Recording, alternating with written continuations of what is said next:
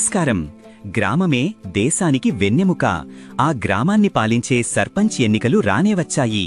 అయితే assembly, parliament elections లాగా ఇక్కడ ఈవీఎం మిషన్లు ఉండవు. అంతా బ్యాలెట్ పేపర్ యుద్ధమే.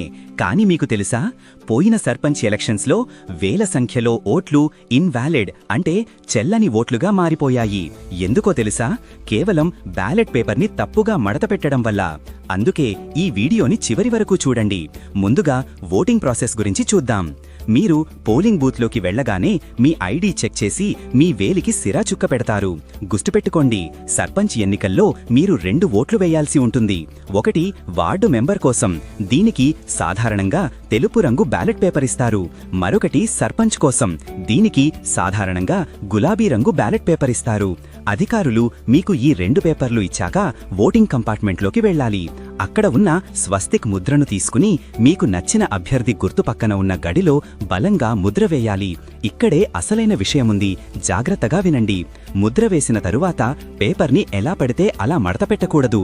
మీరు వేసిన ముద్ర తడి సిరాతో ఉంటుంది.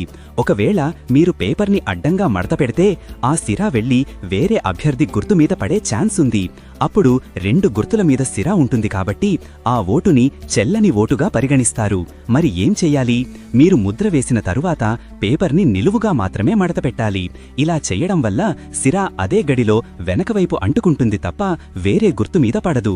ఇది చాలా చాలా ముఖ్యం. ఆ తరువాతే బ్యాలెట్ బాక్స్లో వేయాలి. ఇక ఓటు వేయడానికి వెళ్లేటప్పుడు తీసుకోవాల్సిన జాగ్రత్తలు.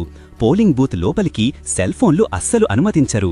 లోపల ఫోటోలు, సెల్ఫీలు తీయకూడదు. అలాగే మీ ఓటు ఎవరికి వేశారో బయటకు చెప్పాల్సిన అవసరం లేదు. తీసుకెళ్లాల్సిన ఐడి కార్డుల విషయానికొస్తే ఓటరు స్లిప్తో పాటు Aadhaar card, voter ID, driving licence లేదా పాన్ కార్డ్, వీటిలో ఏదో ఒక ఒరిజినల్ ఐడి కార్డు ఖచ్చితంగా మీ దగ్గర ఉండాలి.